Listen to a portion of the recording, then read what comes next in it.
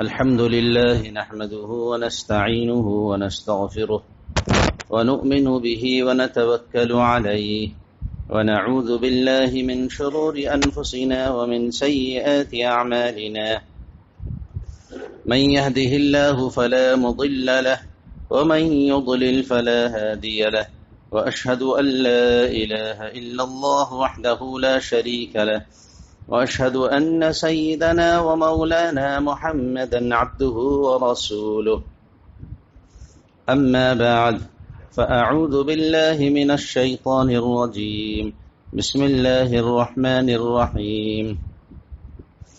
إن الله اصطفى آدم ونوحا وآل إبراهيم وآل عمران على العالمين ذرية بعضها من بعض والله سميع عليم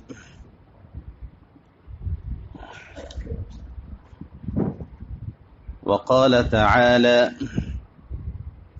كلما دخل عليها زكريا المحراب وجد عندها رزقا قال يا مريم أنى لك هذا قالت هو من عند الله إن الله يرزق من يشاء بغير حساب صدق الله مولانا العظيم وصدق رسوله النبي الكريم ونحن على ذلك لمن الشاهدين والشاكرين والحمد لله رب العالمين رب اشرح لي صدري ويسر لي أمري واحلل عقدة من لساني يفقه قولي رب اشرح لي صدري ويسر لي أمري واحلل عقدة من لساني يفقه قولي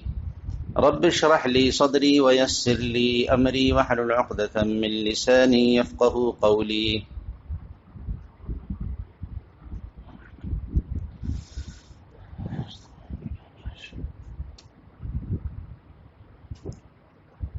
ادیان سماویہ کو ماننے والے تین طبقے کے لوگ ہیں. ان میں ایک یہودی ہے، دوسرے عیسائی ہیں اور تیسرے مسلمان ہیں. انبیاء علیہم الصلاۃ والسلام کا دین ایک رہا ہے، شریعتوں میں یعنی احکام میں اور اس پر عمل کرنے میں البتہ اختلاف رہا ہے. قوموں اور ملکوں کے حساب سے جو مناسب ہوا اللہ تبارک و تعالی نے اس موقع کے حساب سے شریعت دی اور اس کے مطابق لوگوں نے عمل کیا. انبیاء علیہم الصلاۃ والسلام کے اس سلسلے میں ایک نبی ہیں، وہ حضرت ابراہیم علیہ الصلاۃ والسلام ہیں. حضرت ابراہیم علیہ الصلاۃ والسلام کی اولاد میں ایک حضرت اسحاق ہیں اور ایک حضرت اسماعیل ہیں. حضرت ابراہیم کے بعد جتنے بھی انبیاء آئے وہ سب کے سب حضرت ابراہیم کی اولاد میں تھے، حتیٰ کہ ہمارے نبی جناب محمد الرسول اللہ صلی اللہ علیہ وسلم بھی حضرت ابراہیم کی اولاد میں سے ہیں. ملت ابیکم ابراہیم قرآن نے ذکر کیا ہے. حضرت ابراہیم کی ایک اولاد میں سے ایک اولاد یعنی ایک بیٹے ہیں حضرت اسحاق، ان کی نسل سے بے شمار انبیاء علیہم الصلاۃ والسلام پیدا ہوئے، اور انہی میں حضرت داؤد بھی ہیں، حضرت سلیمان بھی ہیں، اور حضرت موسیٰ بھی ہیں، اور حضرت عیسیٰ بھی ہیں. حضرت ابراہیم علیہ الصلاۃ والسلام کا وطن عراق ہے. وہاں سے ہجرت کر کے یعنی ان کی جو ہجرت کی جگہ ہے وہ ہے ملک شام.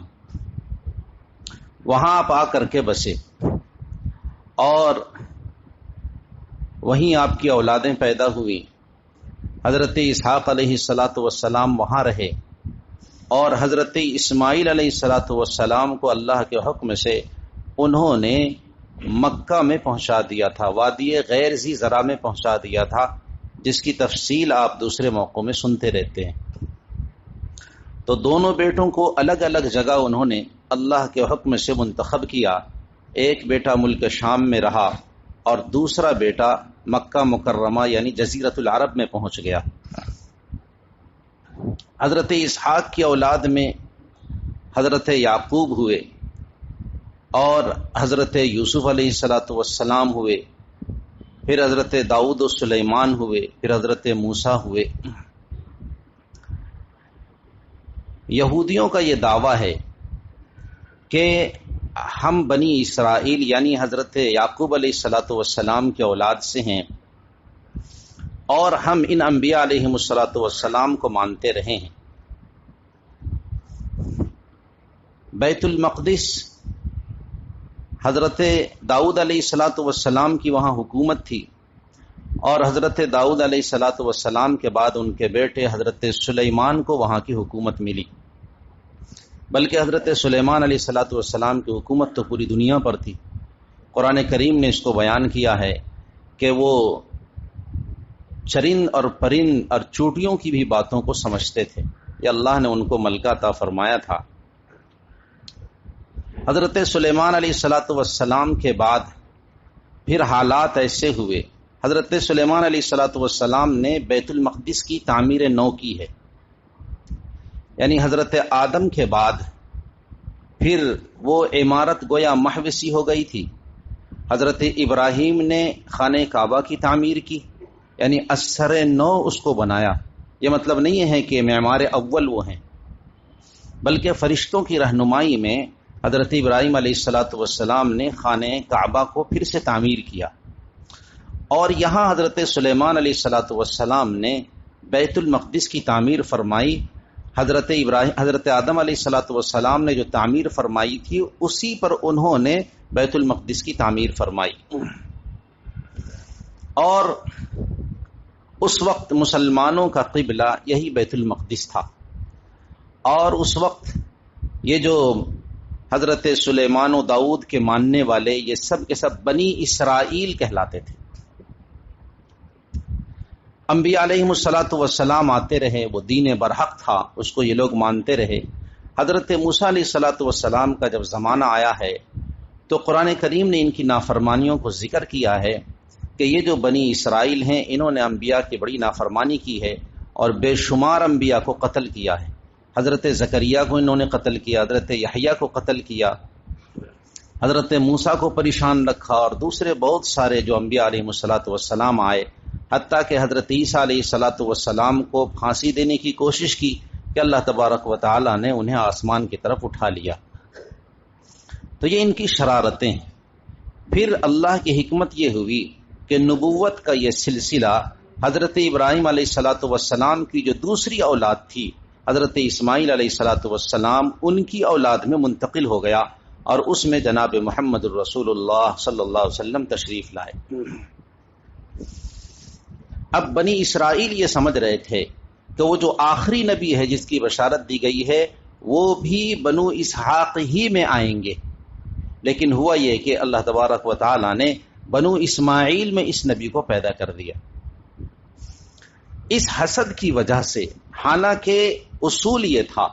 کہ جو نبی آتے رہیں گے لوگ ان پر ایمان لاتے رہیں گے، تبھی وہ اللہ کے فرما بردار بندے کہلائیں گے۔ چونکہ اللہ نے اس نبی کو بھیجا ہے تو اس نبی کی اطاعت، جس وقت وہ نبی آئیں گے اس نبی کی اطاعت ہی اصل اللہ کی اطاعت ہے اور اللہ کی فرما برداری ہے اور اللہ کے دین کو ماننا ہوا۔ اور جب آدمی نے کسی اس وقت کے زمانے کے نبی کا انکار کر دیا، اس کا مطلب یہ ہے کہ وہ دین برحق سے خارج ہو گیا۔ یہ سلسلہ چلتا رہا، اور جب آپ صلی اللہ علیہ وسلم نے اپنی نبوت کا اعلان کیا تو اس وقت کے جتنے بھی دینی فرقے کے لوگ تھے جو اپنے آپ کو یہودی اور بنو اسرائیل کے لوگ کہتے تھے یا اپنے آپ کو عیسائی کہتے تھے، ان کی یہ ذمہ داری تھی کہ یہ جناب محمد الرسول اللہ صلی اللہ علیہ وسلم پر ایمان لاتے، کہ نبوت کا یہ سلسلہ چلتے چلتے یہاں آ کر کے ختم ہو رہا ہے، یہ آخری نبی ہیں، اور قرآن کریم نے اس کو بیان کیا ہے کہ ان سب لوگوں سے، حتیٰ کہ انبیاء علیہم الصلوۃ والسلام سے بھی اس کا عہد لیا گیا تھا کہ جب آخری نبی آئیں گے تو لوگ اس کی سب پیروی کریں گے اور آپ بھی اس کی پیروی کریں گے۔ لیکن قرآن نے پھر اس کو بیان کیا ہے کہ ان یہودیوں نے اور عیسائیوں نے تسلیم نہیں کیا، اور انکار کیا۔ ان میں کچھ اچھے لوگ تھے، حضرت عبداللہ ابن السلام وغیرہ کچھ حضرات ہیں کہ جنہوں نے اللہ کے نبی کے ہاتھ پر بیعت کی اور وہ مسلمان ہوئے، لیکن اکثر یہودی اور عیسائی مسلمان نہیں ہوئے، بلکہ جو مکہ کے مشرکین تھے وہ زیادہ تر مسلمان ہوئے۔ چونکہ یہ لوگ دین سماوی کو مانتے تھے تو ان کا خیال یہ ہوا کہ پھر ہم ایک نبی کو چھوڑ کر کے دوسرے نبی کو مانیں، حالانکہ اسلام نے یہ کبھی نہیں کہا کہ اس نبی کو چھوڑا جائے، بلکہ اسلام تو اس سے پہلے جو کتابیں ہیں ان کتابوں کی بھی تصدیق کرتا ہے۔ اسی طریقے سے آپ صلی اللہ علیہ وسلم سے پہلے جو انبیاء علیہم الصلاۃ والسلام ہیں ان کی بھی تصدیق کرتا ہے اور سب کو نبی برحق مانتا ہے، اور یہ ایک سلسلہ ہے جو جناب محمد الرسول اللہ صلی اللہ علیہ وسلم پر ختم ہوتا ہے۔ بیت المقدس کی جو تولیت تھی وہ حضرت داؤد علیہ الصلاۃ والسلام کے ہاتھ میں تھی، یعنی بادشاہت تھی ان کی، وہی دین برحق تھا، تو اللہ نے ان کو بادشاہت عطا فرمائی تھی۔ پھر ان کے واسطے سے حضرت سلیمان تک آئی اور اللہ نے بڑے کر و فر کے ساتھ ان کو حکومت عطا فرمائی۔ یہ کچھ ہیں جنہوں نے حکومت کی۔ اب بنی اسرائیل جو اپنے آپ کو یہودی کہتے ہیں وہ کہتے ہیں کہ بیت المقدس کے علاقے پر ہماری حکومت رہی ہے، لہذا آج بھی ہی وہاں کی حکومت کے حقدار، یہ ان کا دعویٰ ہے۔ حالانکہ وہ حضرت سلیمان و داؤد کے زمانے میں جو حکومت رہی ہے، حکومت کی جو حکومت کا جو سال ہے پورا صرف اور صرف 90 سال بنتا ہے۔ اس سے پہلے ان کی حکومت نہیں تھی، بیچ میں وہ دین برحق کو ماننے والے تھے تو اللہ نے ان کو حکومت دی۔ پھر حضرت عیسیٰ علیہ الصلاۃ والسلام اسی جگہ پیدا ہوئے ہیں، بیت المقدس میں پیدا ہوئے ہیں۔ قرآن کریم نے اس کو بیان بھی کیا ہے کہ حضرت مریم علیہ السلام وہ عمران کی بیٹی تھی اور ان کی والدہ نے ایک نظر مانی تھی کہ میرے یہاں بیٹا ہوگا تو ہم بیت المقدس کی خدمت کے لیے ان کو طے کریں گے، لیکن بیٹی ہو گئی، پھر بھی اللہ نے خدمت کے لیے طے کیا، اور ان کے خالو تھے حضرت زکریا علیہ الصلاۃ والسلام، ان کی پرورش میں یہ رہیں، اور قرآن یہ بیان کرتا ہے کہ وہ انتہائی سادہ فطری طبیعت کی وہ خاتون تھی اور پاک باز خاتون تھی، نیک اور شریف خاتون تھی، اور حضرت زکریا کی پرورش میں رہا کرتی تھی اور صرف اللہ کی عبادت کیا کرتی تھی کہ فرشتوں نے آ کر کے ان کو خوشخبری دی کہ آپ کے یہاں ایک بیٹا ہوگا، جس کو قرآن نے 3 پارے میں اور 7ویں پارے میں بیان کیا ہے۔ انا لکی ھذا، یعنی کیسے یہ ہوگا، بچہ کیسے ہوگا، یعنی حضرت مریم کو بڑا تعجب ہوا کہ جو فرشتے خوشخبری سنا رہے ہیں تو آخر بچہ کیسے ہوگا۔ لم یمسسنی بشر،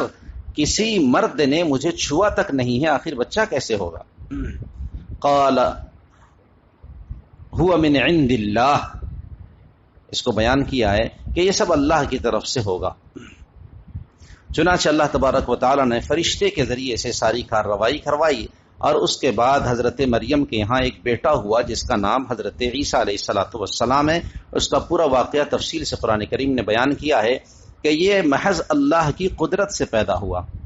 ان مثل عیسیٰ عند اللہ کمثل آدم، کہ حضرت عیسیٰ علیہ الصلاۃ والسلام کی پیدائش کو اس طرح سے سمجھو جیسا کہ حضرت آدم علیہ الصلاۃ والسلام کی پیدائش ہوئی، کہ حضرت آدم کو اللہ تبارک و تعالی نے بغیر ماں باپ کے پیدا کیا اور حضرت عیسیٰ کو اللہ نے بغیر باپ کے پیدا کیا، تو اس طرح سے سمجھو۔ اب ہوا یہ کہ وہ جو بیت المقدس ہے، یہ بیت المقدس بنو اسرائیل کے یہاں بھی محترم و متبرک، اس لیے کہ اسی کی طرف رخ کر کے جتنی نمازیں ان کی تھی وہ نماز پڑھا کرتے تھے، اور اس زمانے کے جو انبیاء علیہ الصلاۃ والسلام تھے ان کی حکومت رہی ہے۔ بعد میں حضرت عیسیٰ علیہ الصلاۃ والسلام وہیں پیدا ہوئے تو نبیوں کا سلسلہ جاری رہا، تو ان کے بعد حضرت یحییٰ کے بعد جو نبی بنے ہیں وہ حضرت عیسیٰ بنے ہیں۔ حضرت عیسیٰ سے یہودیوں کا اختلاف ہوا زبردست، اور انہوں نے مارنے کی کوشش کی، جبکہ یہ نبی برحق تھے تو ان کو چاہیے تھا کہ اسے مانتے، لیکن انہیں ان لوگوں نے نہیں مانا بلکہ مارنے کے درپے ہوئے۔ اب دو پارٹی ہو گئی، ایک ادھر اور ایک ادھر۔ تو جو ادھر تھے وہ یہودی کہلائے اور انہوں نے حضرت عیسیٰ کو نہیں مانا، اور جو حضرت عیسیٰ کو ماننے والے تھے وہ عیسائی کہلائے جنہوں نے حضرت عیسیٰ کو تسلیم کیا۔ اب بیت المقدس کی جو صورتحال آپ دیکھیں گے تو معلوم ہوگا کہ یہ جگہ یہودیوں کے یہاں یہ متبرک ہے، قبلہ ہے ان کا، اور یہ جگہ عیسائیوں کے یہاں متبرک ہے کہ حضرت عیسیٰ علیہ الصلوۃ والسلام کی پیدائش بھی اسی جگہ ہوئی ہے۔ شرقی دیوار ہے، غربی دیوار ہے، جس کی یہ لوگ کافی احترام کرتے ہیں۔ مسلمانوں کے لیے اس طرح سے یہ قابل احترام ہے کہ ایک تو انبیاء علیہم الصلوۃ والسلام کا سلسلہ چلا ہے اور ہم سارے نبی کو مانتے ہیں کہ یہ سارے انبیاء برحق ہیں، اور اسی سلسلے سے حضرت عیسیٰ ہیں اور ہمارے نبی ہیں،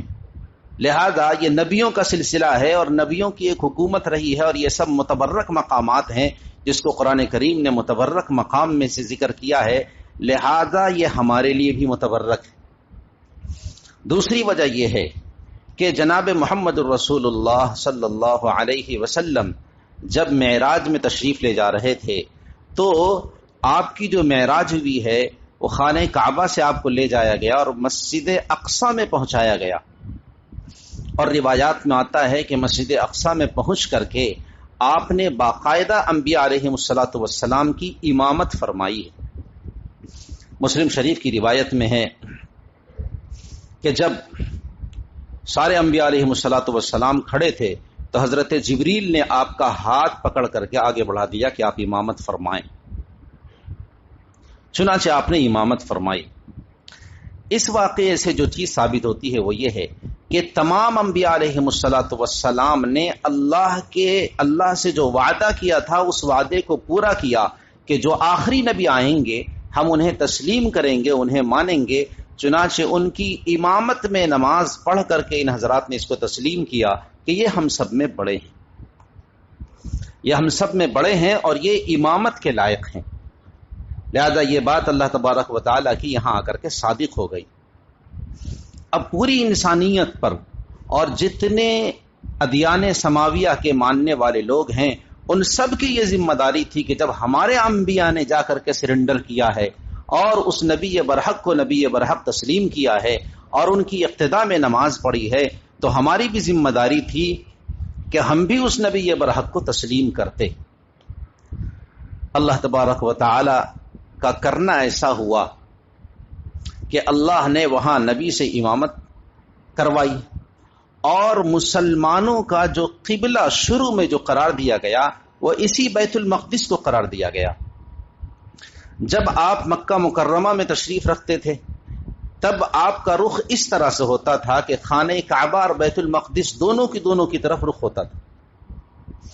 اور جب آپ مدینہ منورہ ہجرت کر کے تشریف لے گئے تو تقریباً 16 یا 17 مہینے مفسرین نے لکھا ہے کہ آپ نے بیت المقدس کی طرف رخ کر کے نماز پڑھی ہے، اور مدینہ طیبہ کا جائے وقوع اس طرح سے ہے کہ اگر خانہ کعبہ کی طرف رخ کیا جائے تو بیت المقدس سامنے نہیں آتا ہے، اور اگر بیت المقدس کی طرف رخ کیا جائے تو خانہ کعبہ سامنے نہیں آتا ہے۔ تو جیسا حکم تھا اسی کے مطابق آپ نے بیت المقدس کی طرف رخ کر کے نماز پڑھی ہے۔ تو گویا مسلمانوں کا شروع کا قبلہ یہی ہے، شروع کا قبلہ یہی، قبلہ اول نہ بھی کہا جائے اگر کہ قبلہ اول شروع سے خانہ کعبہ رہا ہے، پھر بیچ میں بیت المقدس کو کیا گیا، لیکن مسلمانوں نے شروع میں جو نماز پڑھی ہے وہ بھی بیت المقدس ہی کی طرف رخ کر کے نماز پڑھی ہے، اور پھر بعد میں اللہ تبارک و تعالی نے اس حکم کو منسوخ کیا اور یہ کہا کہ خانہ کعبہ کی طرف رخ کر کے نماز پڑھیں۔ یہ جو اللہ تبارک و تعالی نے کچھ مہینے تک کروایا، یہ بھی اس بات کو بتانے کے لیے کہ مسلمان دونوں قبلے کے ذمہ دار ہیں، اور جو بھی نبی آئے ہیں آخری نبی انبیاء علیہ الصلوۃ والسلام نے دونوں جگہوں کی تولیت فرمائی ہے۔ خانہ کعبہ میں حضرت اسماعیل علیہ الصلوۃ والسلام دیکھ ریکھ کر رہے تھے، اور بیت المقدس کی دیکھ ریکھ بنو اسحاق جو انبیاء علیہ الصلوۃ والسلام تھے وہ کر رہے تھے، اب یہ آخری نبی ہیں، اس آخری نبی کی ذمہ داری یہ ہے کہ ان کی تولیت کا استحقاق خانہ کعبہ کو بھی دیا جاتا ہے اور بیت المقدس کو بھی دیا جاتا ہے، یعنی یہ خانہ کعبہ کی بھی کو بھی دیکھیں گے اور بیت المقدس کو بھی دیکھیں گے۔ چنانچہ 16 ہجری میں حضرت عمر رضی اللہ تعالی عنہ نے عیسائیوں سے اس کو فتح کیا، جیسا کہ اس سے پہلے میں نے آپ کو بتایا۔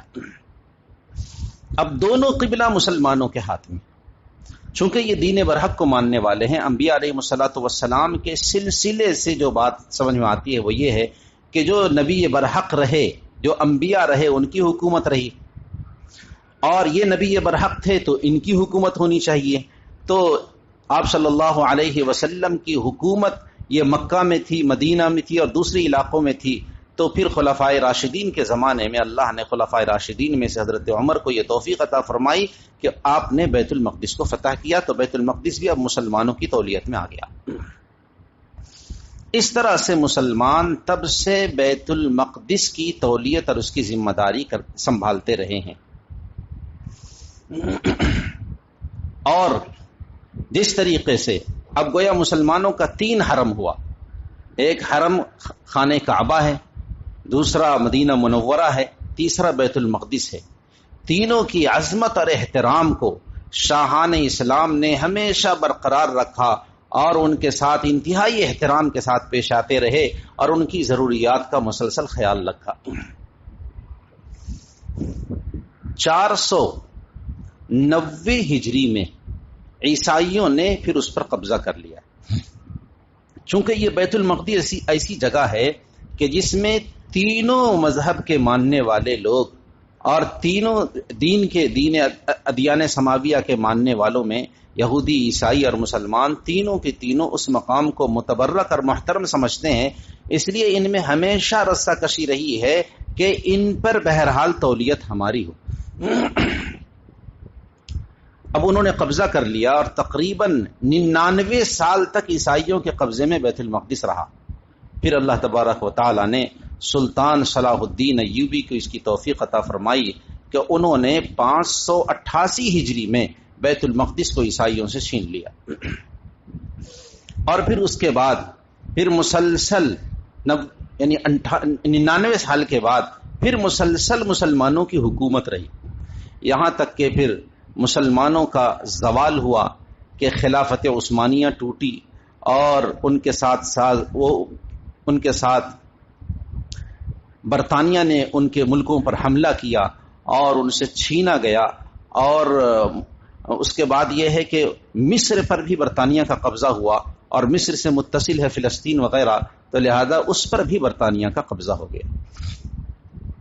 اور جب برطانیہ کا قبضہ ہو گیا، خلافت عثمانیہ کا خاتمہ ہوا ہے 1900 کچھ عیسوی میں خلافت عثمانیہ کا خاتمہ ہوا۔ برطانیہ کی وہاں حکومت تھی مصر میں، اور اس پورے علاقے میں ان کا تسلط تھا، حتیٰ کہ آپ حضرات جانتے ہیں کہ ہندوستان میں بھی اس کی حکومت تھی اور عرب ملکوں پر بھی پورے طور پر اس کا تسلط تھا۔ چونکہ یہ سارا کا سارا ہندوستان تو الگ تھا، مسلم بادشاہ اس میں الگ حکمرانی کرتے تھے، اس کو زیر نگین ان لوگوں نے کیا۔ اس کے بعد خلافت عثمانیہ کی طرف وہ لوگ بڑھے تو خلافت عثمانیہ کو ان لوگوں نے تاراج کیا، اور بڑھتے بڑھتے انہوں نے عربوں میں کچھ اس طرح کی تحریک پیدا کی کہ عرب اور ترک کی لڑائی ہوئی، اور اس لڑائی میں پھر عرب الگ ہو گئے، ترک الگ ہو گئے، اور وہ جو خلافت کا نظام تھا وہ دھیرے دھیرے کمزور پڑنے لگا، اور مسلمان الگ الگ خطوں میں بٹنے لگے۔ اسی زمانے میں سعودی عرب الگ ہو گیا، دبئی الگ ہو گیا، فلاں الگ ہو گیا، 55 سے 56 ممالک بن گئے مسلمانوں کے، جبکہ وہ سارا کا سارا خلافت عثمانیہ کے تحت میں تھا۔ چھوٹے چھوٹے ممالک ہیں، پورا کلکتہ ایک ملک بنا ہوا، اور وہ وہاں کا بادشاہ بنا ہوا ہے کہ میں بہت بڑا آدمی ہوں۔ تو یہ سب برطانیہ کی چال تھی۔ اب برطانیہ نے کیا کیا کہ اس علاقے میں اپنا تسلط برقرار رکھنے کے لیے، چونکہ اللہ تبارک و تعالی نے اس پورے خطے کو بہت ہی مالا مال کیا ہوا ہے، تیل کی پیداوار ہے اور دوسری چیزیں ہیں، اور جغرافیائی جائے وقوع اس طرح سے ہے کہ وہاں سے بہت ساری چیزوں کو کنٹرول کیا جا سکتا ہے. تو برطانیہ جب اپنے طور پر وہ کمزور ہوا اور سوچا کہ اب ہم یہاں اپنا تسلط باقی نہیں رکھ سکیں گے، تو اس نے وہاں پر یہودیوں کو بسانا شروع کیا. یہودی پہلے سے بھی رہتے تھے، جب مسلمان وہاں تھے، مسلمان وہاں حاکم بن کر کے آئے، تب بھی عیسائی رہتے تھے، یہودی رہتے تھے، اور مسلمانوں نے ان کے جان و مال سے کچھ بھی تعرض نہیں کیا اور یہ کہا کہ آپ آرام سے رہیے، حتیٰ کہ ان کو آنے جانے کی پوری اجازت تھی اور ہمیشہ اجازت رہی. اور عبد الحمید جو خلافت عثمانیہ کے تاجدار تھے، انہوں نے البتہ یہودیوں سے کہا تھا کہ آنے جانے کی پوری اجازت ہے، لیکن ان علاقوں کی زمین تم نہیں خرید سکتے ہو. بعد میں برطانیہ کا جب قبضہ ہوا تو آتا ہے کہ 1818 عیسوی میں 70-80 ہزار یہودی پوری دنیا سے ہجرت کر کے اردن کا جو علاقہ ہے، خطہ ہے، اور دریائے اردن کا جو کنارے کا جو علاقہ ہے، وہاں پہ یہودی بسنا شروع ہوئے اور فلسطینیوں سے زمین، وہ پورا علاقہ فلسطین کا کہلاتا، فلسطینیوں سے زمین خریدنی شروع کی اور زبردستی کرنا شروع کیا. برطانیہ کی حکومت تھی، یہ بیچارے مغلوب تھے مسلمان، تو وہاں دھیرے دھیرے آباد ہوئے اور ان کی آبادی پھر بڑھنے لگی اس پورے خطے میں. پھر 1947 عیسوی اس موقع سے تقریباً 68 لاکھ سے زیادہ یہودی پوری دنیا سے وہاں جمع ہوئے اور اس پورے خطے پر دھیرے دھیرے قبضہ کرنا شروع کیا، اور وہاں کے جو مسلمان تھے ان پر ظلم کرنا شروع کیا اور ان کو بھگانا شروع کیا، مارنا شروع کیا، علاقے پر قبضہ کرنا شروع کیا. مسلمانوں کی کوئی طاقت اور قوت نہیں تھی، مسلمان پسپا ہوتے چلے گئے. 1947 عیسوی میں ہندوستان آزاد ہوا. اب وہاں ان کی طاقت بہت مضبوط ہو گئی، اپنے طور پر وہ مضبوط ہونے لگے. برطانیہ ان کی حمایت کر رہا تھا، امریکہ ان کی حمایت کر رہا تھا. چنانچہ 1948 عیسوی میں بن گوریان جو اسرائیل کا اس وقت کا حکمراں تھا، اس نے اسرائیل کی آزادی کا اعلان کیا کہ یہ ایک مستقل خطہ ہے، لہذا یہ آزاد ہونا چاہیے اور یہ اسرائیل پورے طور پر آزاد ہے. اس سے پہلے جنرل اسمبلی میں 1947 میں فلسطین کی تقسیم کا فیصلہ ہوا کہ 55 حصے پر یہودی آباد رہیں گے اور 45 حصے پر فلسطینی لوگ رہیں گے. یعنی عالمی طور پر سازش کر کے اس کو باقاعدہ بانٹا گیا کہ اتنے میں یہودی رہیں گے اور اتنے میں مسلمان رہیں گے. بہرحال یہ بھی کسی قدر غنیمت کی بات تھی کہ اتنے میں مسلمان اور اتنے میں یہودی رہیں گے. لیکن بعد میں ہوا یہ کہ اسرائیل کی آزادی کا جو اعلان ہوا تو جتنے بھی ممالک ہیں ان کے حدود ہیں کہ یہاں سے یہاں تک اس کا خطہ ہے، لیکن اسرائیل ایک واحد ملک ہے کہ جس کی کوئی حد نہیں، حد بندی نہیں کی گئی. اس وقت بھی حد بندی نہیں کی گئی اور آج تک حد بندی نہیں. اور یہی وجہ ہے کہ وہ یکے بعد دیگرے علاقوں پر قبضہ کرتے چلے گئے اور آج مسلمانوں کے پاس غزہ کا تھوڑا سا علاقہ جو 40 کلومیٹر اور 10 کلومیٹر اور کچھ اور حصہ ہے، اس کے علاوہ اور کچھ مسلمانوں کے پاس نہیں ہے. وہ سارے کے سارے علاقے پر یہودی قابض ہو گئے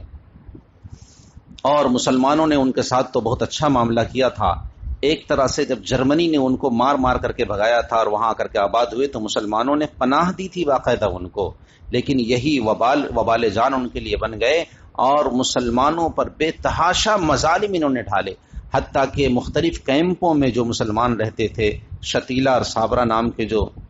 مختلف کیمپ تھے اور بھی دوسرے علاقوں میں، ان پر اجتماعی طور پر اسرائیلیوں نے حملہ کیا اور سب کو نیست و نابود کر دیا اور ختم کر دیا. 1948 میں جب اس کی آزادی کا اعلان ہوا ہندوستان کے 1 سال کے بعد، اس کے بعد وہ ایک طرح سے گویا مسلمانوں کے لیے سوہان روح بن گیا اور اس وقت سے یہ مظالم اس کے جاری ہیں اور امریکہ کی اور دوسرے ملکوں کی سرپرستی تب سے اس کی ہے. اور آپ تاریخی کتابوں میں پڑھیں گے تو آپ کو معلوم ہوگا کہ امریکی امداد جو دوسرے ملکوں کو پہنچتی ہے، سب سے زیادہ امداد حاصل کرنے والا ملک اسرائیل ہے. آج بھی یہی ہے. اور آج جو کچھ حالات پیدا ہوئے اس میں بھی آپ نے دیکھا کہ سب سے پہلے دوڑ کر کے کون آیا اور اس کے بعد حمایت کس طرح سے اس نے کی ہے. حتیٰ کہ اقوام متحدہ کی جنرل اسمبلی میں جو اس وقت کا سربراہ ہے انتونی، اس نے باقاعدہ جو بیان دیا ہے وہ انتہائی پرمغز ہے اور بہت ہی عمدہ بات جو اس نے کہی ہے کہ 48-50 سالوں سے فلسطینی مارے جا رہے ہیں، کچلے جا رہے ہیں. حماس نے جو کچھ کیا ہے وہ غلط کیسے کیا ہے؟ جب کسی کے حق کو چھینا جائے، ان کے تیل پانی کو بند کیا جائے، ان کو آزادی نہ دی جائے، تو اس طرح کا حملہ تو ہو ہی جانا چاہیے، ہوگا ہی. یہ تو بے وجہ تو نہیں ہے. اس نے باقاعدہ اعلان کیا، وہاں جنرل اسمبلی میں اس نے بیان دیا. اس وقت پوری دنیا 2 خطوں میں بٹی ہوئی ہے. مسلمانوں کا بھی ذہن صاف نہیں ہے، اور جو یورپ والے ہیں وہ تو اپنے طور پر کھل کر کے آئے ہوئے ہیں. لیکن سوچنا یہ ہے کہ وہ خطہ جو انبیاء علیہم الصلوۃ والسلام کی سرزمین کا خطہ ہے، اور ہمارے نبی صلی اللہ علیہ وسلم وہاں تشریف لے جاتے رہے ہیں اور ہمارا قبلہ رہا ہے، وہ ہمارے لیے محترم ہے، اور وہاں کی تولیت ہماری ذمہ داری تھی. اور پہلے کبھی یہودی تھے تو پھر عیسائی تھے، پھر مسلمان آئے، تو جو آخری نبی ہیں اسی آخری نبی کو تولیت ملے گی، دوسرے کو تو نہیں ملے گی. اور وہاں پہ آبادی مسلمانوں کی پوری تھی، تو جب پورے خطے میں جہاں جیسے لوگ رہیں گے وہاں ان کی حکومت رہے گی، تو دوسرے کسی غاصب شخص کو آ کر کے اس ملک پر قبضہ کرنے کا کوئی اختیار نہیں ہے. لہذا یہ بالکل غلط قسم کا ہے، اور اس کو ان لوگوں نے تسلیم کیا اور جان بوجھ کر کے وہاں بٹھایا گیا. اور اس کی بہت ساری سیاسی وجہیں ہیں. مذہبی طور پر ہمیں سمجھنے کی ضرورت ہے کہ اللہ نے اس خطے کو محترم بنایا ہے اور ہمارے لیے وہ معزز ہے، اور وہاں کے مسلمان ہی اس کے زیادہ حقدار ہیں کہ وہ پورا خطہ ان کو ملے. یہی اصل ہے. لیکن کم از کم کے درجے میں تو یہ بات تھی نا کہ جتنا جنرل اسمبلی میں پاس ہوا تھا اتنا کم از کم فلسطینیوں کو حق دیا جاتا. اب انہیں اس طرح سے محصور کر دیا گیا ہے کہ دو تین طرف سے تو اسرائیل ہے، ایک طرف سے سمندر ہے، اور تھوڑا سا حصہ ہے جو مصر کی طرف. اب وہ ایک کھلی جیل میں رہتے ہیں، ظلم کی چکی میں پستے رہتے ہیں. وہ پانی ہے، ایندھن ہے، غذائی ہے، اجناس وغیرہ کا مسئلہ ہے، یہ سارے کے سارے دشمن کے رحم و کرم پر ہے. وہ چاہے تو دے اور جب چاہے تو بند کر دے. یہ سلسلہ 74 سالوں سے زیادہ کے زمانے سے جاری ہے. ظلم کی انتہا ہوتی ہے. آپ حضرات بار بار پڑھتے ہیں کہ جب کبھی کچھ ہوتا ہے تو فوراً اسرائیل حملہ کرنا شروع کر دیتا ہے اور بمباری کرنا شروع کرتا ہے، اور یہ سلسلہ مسلسل جاری ہے. ہر 1-2 سال کے بعد یا جب کبھی بھی موقع ملا اس نے اس طریقے کا حملہ کیا. تو مظلوم مسلمانوں نے ایک تنظیم بنائی اور اس کے بعد آزادی کی لڑائی لڑنی شروع کی ہے ان لوگوں نے. اب ایسے آزادی مانگنے والے شخصوں کو کہا جاتا ہے کہ یہ دہشت گرد ہیں. اب دنیا اس سلسلے میں بھی 2 خطوں میں بٹی ہوئی ہے. کچھ لوگ کہہ رہے ہیں کہ یہ دہشت گرد ہیں جو اسرائیل کے ہم نوا ہیں، اور کچھ لوگ کہہ رہے ہیں کہ یہ آزادی کے مجاہدین ہیں کہ جو آزادی کی جنگ لڑ رہے ہیں اور موت و حیات کا فیصلہ کریں گے کہ بھئی ذلت کی زندگی بسر کرنے سے بہتر ہے کہ آدمی 2 دن عزت کے ساتھ زندہ رہے. کہ جیسا کہ شیر میسور ٹیپو سلطان نے کہا تھا کہ گیدڑ کی 100 سالہ زندگی سے بہتر ہے کہ شیر کی 1 دن کی زندگی آدمی بسر کرے. تو اس ذلت اور اس مقہوریت اور اس مظلومیت کے ساتھ مسلمان وہاں زندگی بسر کر رہے ہیں. اور تب تو بیچارے یہ اینٹ پتھر کے ساتھ لڑائی کرتے تھے، پھر ان لوگوں نے اپنے طور پر ایک طاقت بنائی، اب میزائلوں سے لڑ رہے ہیں. اب یہ تب بھی دہشت گرد تھے، تب پتھر والے دہشت گرد تھے، اب میزائل والے دہشت گرد ہیں. تو بھائی کسی ملک کو اور کسی علاقے کو کوئی چھین لیتا ہے تو وہاں کے لوگ جب اٹھ کھڑے ہوتے ہیں تو کیا وہ دہشت گرد کہلاتے ہیں؟ ہندوستان پر جب انگریزوں نے قبضہ کیا تو یہاں ہندوؤں نے مسلمانوں نے مل کر کے آزادی کی جنگ لڑی ہے، تو کیا ہم لوگ سب دہشت گرد تھے؟ دہشت گرد تھے وہ لوگ جنہوں نے آزادی کی جنگ لڑی ہے. وہ سب ہمارے ہیرو ہیں، اور تب بھی ہیرو تھے اور آج بھی ہیرو ہیں، اور ان کو حکومتی سطح پر بھی ہیرو کہا جاتا ہے. اس لیے اس چیز کو سمجھنے کی ضرورت ہے کہ اللہ نے اس خطے کو جیسا محترم و متبرک بنایا ہے وہ پورا خطہ مسلمانوں کا خطہ ہے. جس طریقے سے حرم نبوی اور حرم مکی اور ہے جس طریقے سے مسلمانوں کا حق ہے اسی طریقے سے وہ خطہ بھی مسلمانوں کی سرزمین ہے اور مسلمانوں کا حق ہے، اور اس پر کسی اور کو تسلط اور قبضے کا کوئی اختیار نہیں ہے۔ تب انبیاء علیہم الصلاۃ والسلام آتے رہے اور دین برحق کے پیروکار رہے اور دین برحق کی تبلیغ کرتے رہے، تو اللہ نے ان کو وہ سرزمین عطا فرمائی۔ پھر جب ہمارے نبی آئے تو اللہ نے ان کو یہ توفیق عطا فرمائی اور یہ تولیت ان کو عطا فرمائی ہے، تو ان کی امت اس سرزمین کی زیادہ حقدار ہے اور وہی اس کی تولیت کریں گے، دوسرے نہیں کر سکتے ہیں۔ لہذا فلسطینیوں کا ایک جائز حق ہے، جس جائز حق کو پوری دنیا کو تسلیم کرنا چاہیے، اور جو لوگ اس کی مخالفت کر رہے ہیں اور جو لوگ وہاں کی بمباری کا جواز فراہم کر رہے ہیں وہ پوری انسانیت کے قاتل ہیں کہ جنہوں نے خاندانوں کو تباہ کیا ہوا ہے، معصوم بچوں کو مارا جا رہا ہے اور عورتوں کو مارا جا رہا ہے اور شہریوں پر بمباری ہو رہی ہے۔ یہ انسانیت کے اعتبار سے بھی ظلم ہے اور دینی اعتبار سے، مذہبی اعتبار سے بھی ظلم ہے کہ جس کو کسی طریقے سے بھی برداشت نہیں کیا جا سکتا اور اس کا جواز فراہم نہیں کیا جا سکتا ہے۔ اس لیے ہم سب کی یہ ذمہ داری ہے کہ ہم اس تاریخی مقام کو سمجھیں اور اس مقام کے ساتھ ہمارا جو دینی رشتہ ہے اس رشتے کو بھی سمجھیں اور اپنے استحقاق کو بھی سمجھیں اور مظلومین کے لیے ہمیشہ دعا گو رہیں۔ اللہ تبارک و تعالی ہم سب کو اس کی توفیق عطا فرمائے۔ وآخر دعوانا الحمد للہ رب العالمین۔